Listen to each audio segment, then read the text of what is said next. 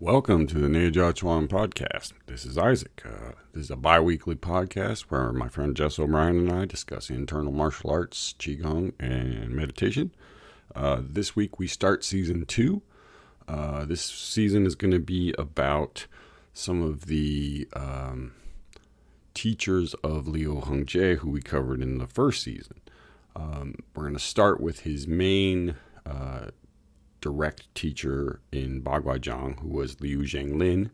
Then in the second part of the episode, we'll be discussing different naegong principles. So we're going to start off with breathing, and that's going to sort of take us, through most of the internal practices that we do. In addition to that, on our Patreon, we're going to be releasing more interviews. We just released Frank Allen's interview. You should definitely check that out. And we're going to be doing a Xingyi audio, possible some video to go along with it, sort of program practice session thing, kind of like what Jess did with the Baguazhang over the next season. So that's another bonus if you join the Patreon.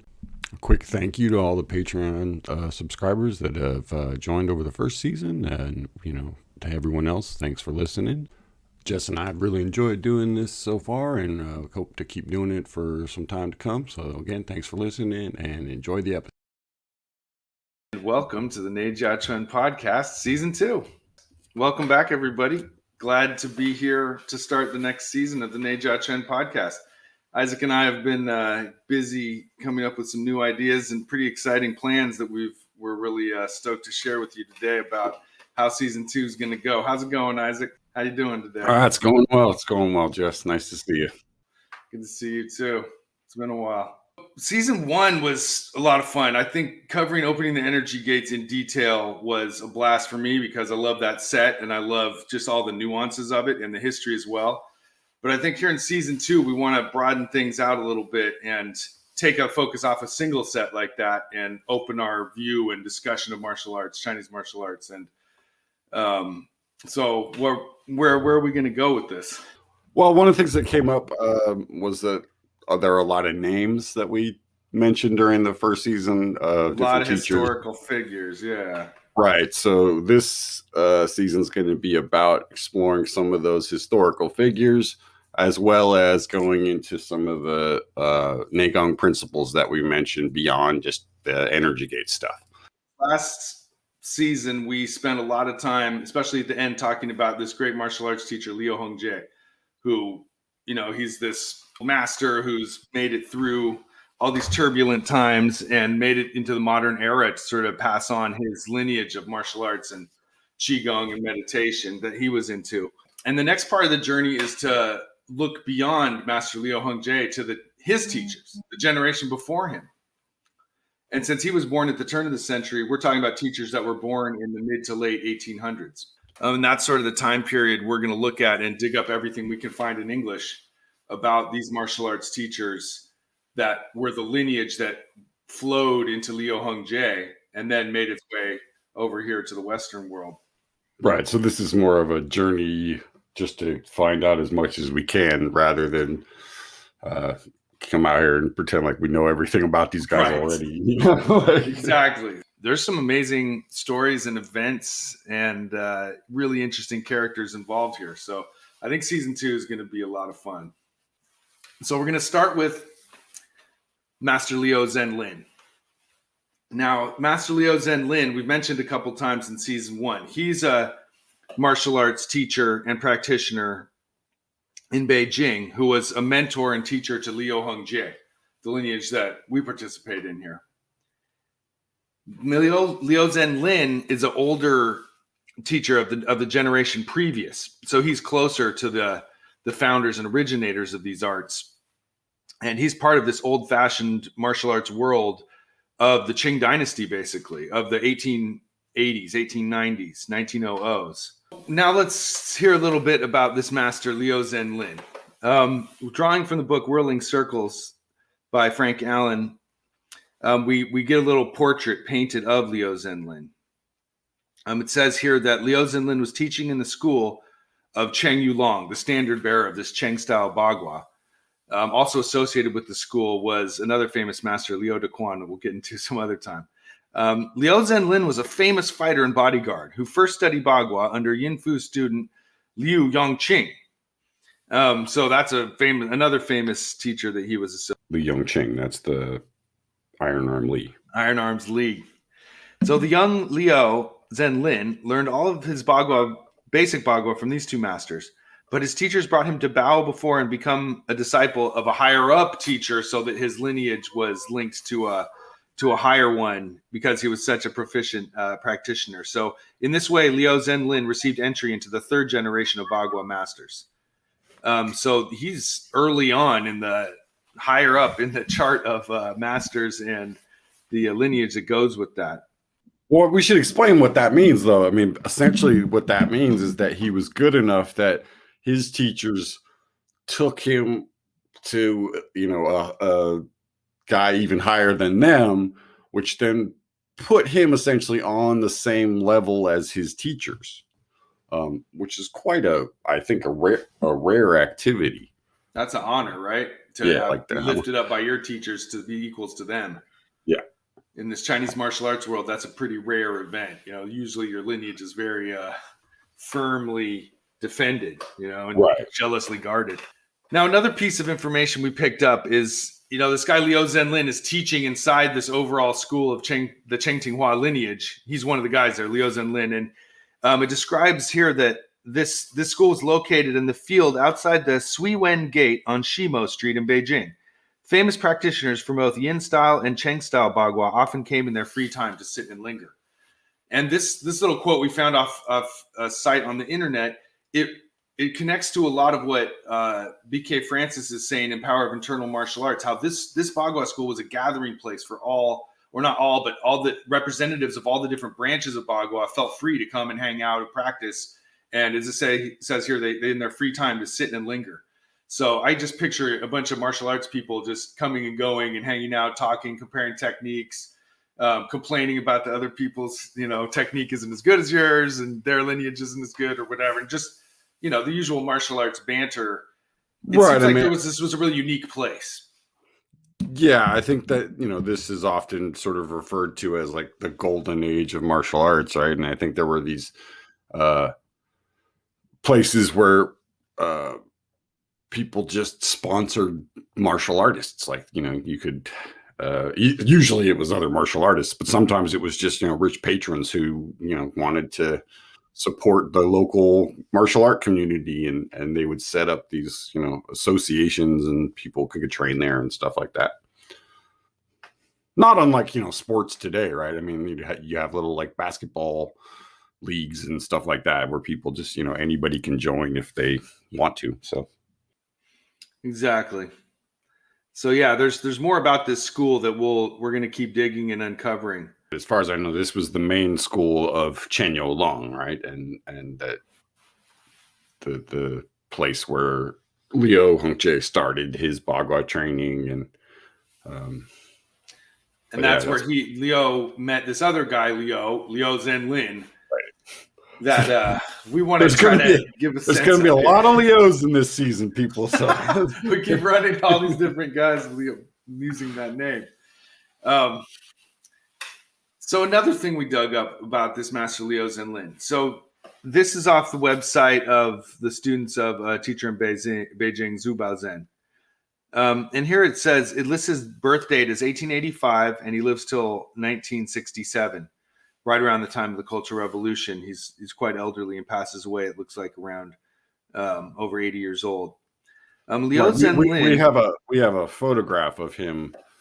I think it's from 65 or something like that, and early 60s. But it's him with Liu Hung Chieh and so the guy Zhu Baozhen. Yeah, right. Zhu Baozhen is like a teenager in this photograph that we have, and Leo. And we'll put that up on the website if people want to come check that out. And you can see this guy, Liu Zhen Lin, is the old guy in the middle. There's another picture of him in his youth as well that's on a different website you can find. So going back to the biography of Liu Zhen Lin, he studied as a young man Chongquan, the Southern Fist. Then he followed the teachings of the Xingyi master Li Yunshan, another guy. Then he learned Baguazhang under Zhu Wenbao, who then introduced him to the yin line, Li Yang Chuang, iron-armed Li. Okay, that's a lot of names again.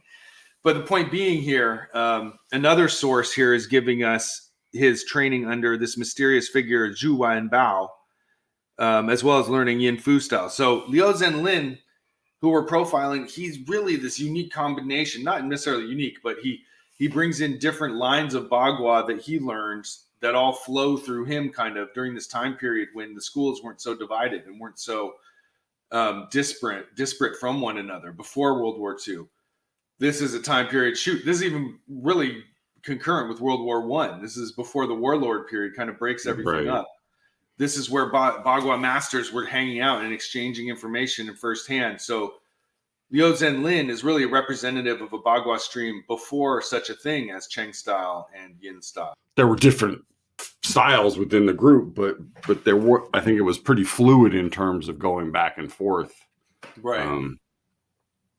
At least if you knew the right people. Exactly. And it seems like the further we get from the founder in the 1800s, the schools just drift further and further apart, and their techniques get further and further apart, and their connections to each other break apart too, especially with all these wars and conflicts. So the school really fractures in sort of a short period of time. All this 100 years of the 1900s, Bagua school just blows apart and spreads all over the world in directions, to USA and Australia and England and, just all over the place. So looking ahead here at this biography that we're looking at here of Liu Zenlin, it talks about his Yin Fu style master, Li Hung Chieh, nicknamed Iron Arm Li, is where he learned the techniques of the hard palm. So it sounds like this Yin style he learned had some harsh iron qualities to him. Iron arm sounds like someone who would just like smash arm to arm and break your forearm or something. Yeah, well, we're going to talk more about him later, so I don't want to give away too much of his story, but yeah. But yeah, so this is the other side of it. Exactly. Tuned. So at 23, Liu Zenlin got the nickname Bagua Liu and was proclaimed a Bagua teacher by Cheng Yulong, the famous son of this founder of this branch, and as well as others in the group. So it sounds like he's becoming known for his Bagua from day one. And he clearly has a huge love of it, having participated in these two different streams. And I have a theory about the nickname. I think it may have been a somewhat facetious nickname from his Xingyi teachers. That because I don't know. To me, it seems unlikely that Bagua guys would give you a nickname of Bagua Liu. That I don't know. To me, that seems odd. I see what you're saying. Where a Xingyi guy would call you that is sort of a jokingly you're the Bagua, but you're still, those were his teachers. Right. But so Liu Zhen is also participating in Xingyi at a very high level during this time period. The guy he trained with, Li Yangshang, was a direct student of Li Kengyi. So there's another very original stream from this these early 20th century martial arts traditions. Liu Zenlin's participating in the very thick of it, Yeah, I mean, these were like I said, this was the golden age of it, and these guys are right in the middle of it. Really interesting. Moving on to Neigung principles. This part of the podcast is where we want to address the different Neigung principles of training that go into internal martial arts as we know it. And so each week we're going to look at another aspect of one of the Neigung principles. Sometimes it's going to be 2 episodes on one principle. Sometimes it'll just be one. But we want to give our thoughts and sort of training ideas and our general sense of things. So starting with breathing, what do you think, Isaac? Where do you start when it comes to breathing? I think the most important thing with breathing is to at least keep it natural in the beginning, not to try to force it to do anything. There's a lot of breathing techniques that give you a goal, do this, so you breathe for 20 seconds or so, so there's a time limit or you make some sort of pattern with your breath. And those things can come later, but I think in the beginning, just getting a really smooth inhale, exhale without holding your breath and trying to get it to be sort of located in your lower abdomen, belly, sides, back. That's uh, a great place to start. If you can get that, then there are lots of things you can do on top of that. But the basic practice of just how to keep your mind on that thing is sort of the foundation of really all internal practices. When I started learning, Bruce didn't teach much breathing, and someone asked him, well, what about breathing? And his answer for the longest time was, well, if you don't breathe, you'll die. Right. That you have to breathe, but don't make it the focus of everything you're doing. But if you're practicing breathing, obviously it's the focus. But sometimes I think people overemphasize the breathing, which causes this sort of tension in, you start getting worked up around it. So again, keeping it natural, keeping it smooth, because it's sort of like sets the frequency for your nervous system. So it's about setting that, like getting everything to calm down. It's why even in anger management stuff, where they tell you, before you do anything, take, 10 deep breaths or something like that. Right. Because it does have this calming effect on your nervous system. Yeah, it's deeply linked with your nerves, with your mind, with all the, it's a way to train concentration. I mean, but it's funny though, because when we first got together, I was just, your philosophy about breathing was, breathe or else you'll die. And we never spend a whole lot of time on it. Just like in your classic thing, it's like bleep breathing, let's move on to more important topics, because we get around to that later. Admittedly, I think I tend to not emphasize the breathing, and because of that thing of there was so much of breathing as, trying to coordinate the breathing with the movement that people can't relax. And when you relax, your breath will work itself out, right? Like, so, but if you're tense and trying, that's it. Yeah. And so, again, it goes back to that principle of, you can try to force it and make it do a certain pattern, but that creates a sort of baseline tension to the whole thing. Yeah. By sticking to an artificial pattern, you might be kind of overdoing it. I think one thing that stands out to me is, like, we've always taken the approach of relax your body and mind, and then your breathing will follow. Other people might want to start with the breathing first to help relax their mind or whatever. But I think back to when we were doing a lot of heavy sparring and stuff, and watching how some people would completely be gasping for breath because of their nerves, their emotions, their intensity would just drive that breathing. You couldn't change that with a pattern. In other words, by keeping your body relaxed while you're sparring, your breath takes care of itself, kind of. You know what I mean? Yeah, no, I think one of the, I think it's Gene LaBelle said, if you can't breathe, you can't fight. And his thing was to choke, wrap the gi around your neck. Right. And he's a judo Gene LaBelle, right? choke you with your own gi, right? But the idea that it's such a fundamental piece of the whole thing, and yet it also has to be comfortable and natural and relaxed. And so I think it's sort of there's breathing practices, and then there's the integration of breathing practices into moving practices and everything else. And I never did a lot of sitting breathing. Most of the breathing I learned was in stuff like San Ti or Qigong standing stuff, and so that gives it a slightly different element, because it's linked to your physical body in a way that it isn't necessarily if you're just laying down or sitting and just breathing. So totally. So I think the takeaway to me is, for the way we've trained, is that incorporate softness, smoothness, relaxation, connectedness in your movement, and your breath will start to pair with that. And as you walk the circle, you'll notice your breath more and more, and over time, it'll start to smooth itself out as you relax the rest of your body. So will the breath. Right, whatever the practice is. I mean, that's the thing about breathing, right? Is it is the universal practice that you can breathe and do any practice, right? Any activity. So you could play guitar and practice your breathing. You could drive and practice your breathing, because you're always doing it, right? Right. And so that makes sense in the terms of Neigung principles. Like, Neigung is something you do within an action.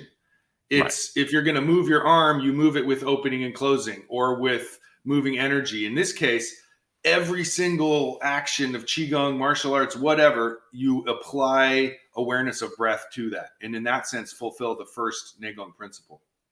Pretty much, yeah. And I that think one stays in place as you continue to train. That one never goes away. right. Well, that's what I was just going to say. Is I think that it has to do with the fact that it's the one thing in all of the, you don't have to open and close your joints. You don't have to dissolve. You don't have to twist your muscles and your tendons and your ligaments, but you have to breathe. And so there's one Neigung principle everyone has to do, like it or not. Right. And you do it, you literally you do it from the day you were born till the day you die. It's kind of the thing that defines those two activities, right? So again, to me it's about getting to the point where it integrates into your life, and it's not something you even have to think about. But that takes a lot of practice. But but that's the goal, is that not that you have to put yourself in a quiet room and put on some soft music and focus on your breathing. It's like breathing should be something you can do when you're on a subway and two people start getting into a fight right next to you, or you see a car crash right next to you, or something, where there's some kind of event. That's when you want your breath to be at its calmest. So it's a good vehicle for that sort of thing. Yeah, it's interesting because going back to the idea of Neigung, the inner work, Nei meaning inner, Gong meaning work. This is, you could do a million things with your body, but Neigung has to happen inside your body on some level. And here, this first principle is the rawest, the grossest, the most physical, the most, I don't know how to it's the most visible one of all the Neigung principles. If you're spinning your energy gates, nobody can see that. But if you're breathing, whether it's reverse breathing or breathing in different patterns or different parts of your body, it's small, but you can physically see it. It's one of the Neigung components that actually is visible. There's only a few that are. Yeah, I mean, there's a way of looking at it from one perspective. The inside of your lungs are still the outside of your body, because as they're coming into contact with the air from the outside. So right, yeah, that's a good point. It's a surface, the exposed part of your lung to the outside world is the inside of it, right? Right. So there's a sense of, I think, that your lungs or your breath is kind of the bridge between what is external and what is internal. So feeling that sort of boundary between, okay, I can feel the inside of my breath, and then I can feel the bag, right? Essentially. And then you can feel sort of what's on the other side of the bag. And that's a really solid, concrete way of starting a practice of feeling, of proprioception, right?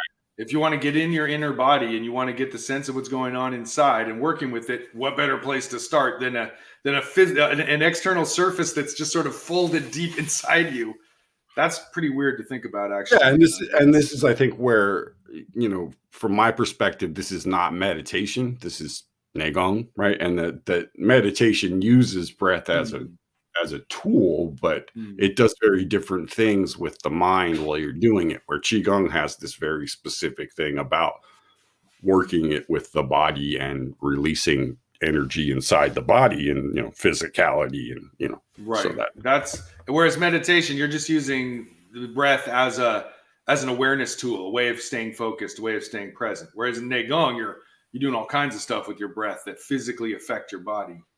Yeah, I mean, I could be wrong, but I think of it as Neigung is the developing the power of your breath, the skill of your breath, the awareness of your breath, so that you can then meditate and your breath stays stable, right?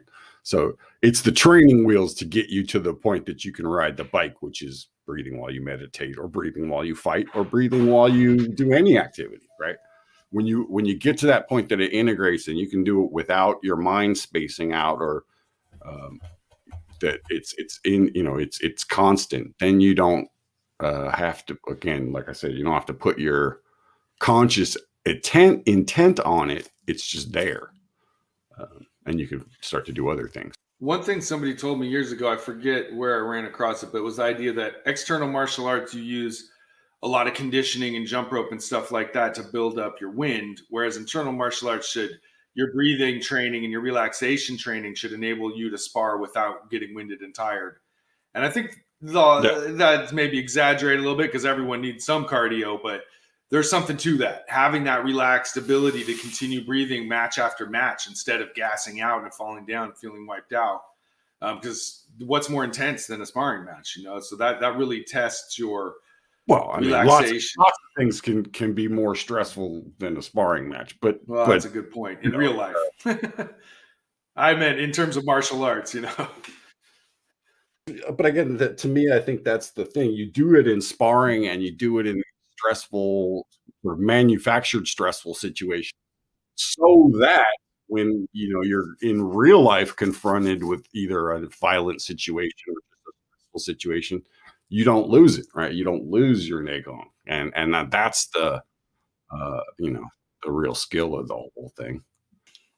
I wanted to pull a little quote from another old teacher, the famous natural boxing master Wan Lai Shen, who was a good friend of Grandmaster Liu Hung Chieh.